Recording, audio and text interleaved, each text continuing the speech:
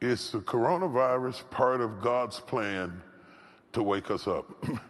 I am careful about definitively saying what God is doing by any particular thing, because I have lived long enough to see people misrepresent God in crises like this.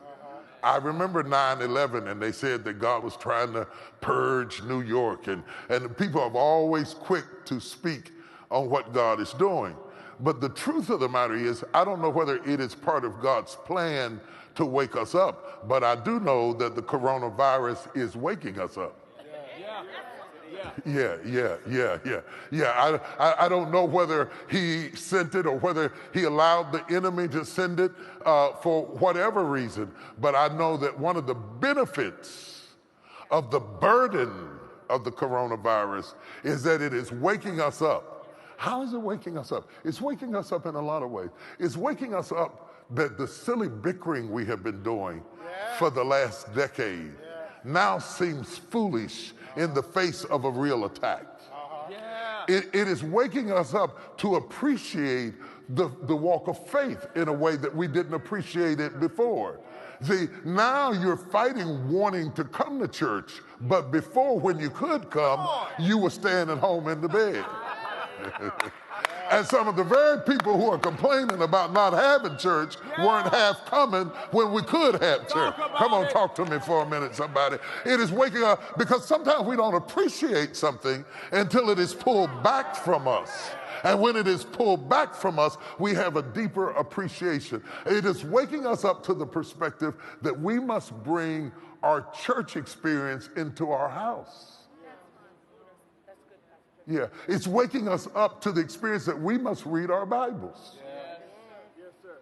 What happens if they shut us completely down? What happens if we get into a war and we're unable to do it? And to all of you who think that the church cannot survive save we meet, can I take you to China, where the church was meeting underground in basements for years? Can I take you to the upper room where the disciples were locked up behind closed doors for fear of the Jews? The churches often had to go underground. And even when it had to go underground, it has never been destroyed for 2,000 years. Many times we have gone through periods and eras where the church had to go underground to survive. Hitler was trying to kill the church. The enemy has always been after the church, but the church has always survived every attack, whether it was a virus or a man. Jesus said, upon this rock I will build my church, and the gates of hell shall not prevail against it. What is happening now is that this new kind of saints we got now, who are more church members than they are saints, are having to become saints in a way they didn't have to before, because the pacifier is taken out of your mouth of being able to depend on somebody else to pray for you. Now you got to get down by the side of your bed like your grandmother and pray yourself through and drive the enemy out of your house. Now you got to go, I'm going to really go old-fashioned and get you some consecrated oil and anoint your house and say, coronavirus, you shall not come in my dwelling place. And I anoint the head of my doorpost, and I anoint every wall and every window. And you got to walk through your own house and plead the blood and sanctify your space. Since you're in the house anyway, you might as well use it to overcome the enemy that's come against your life. Yes, it's waking us up.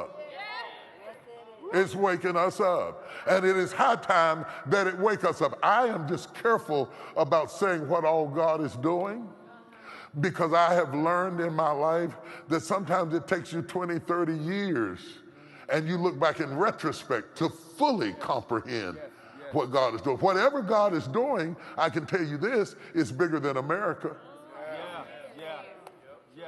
Whatever he's doing is global.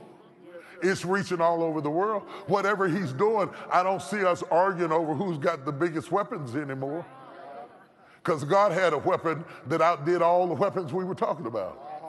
I don't see us fighting and arguing between Democrats and Republicans. Sometimes it takes a common enemy to create unity.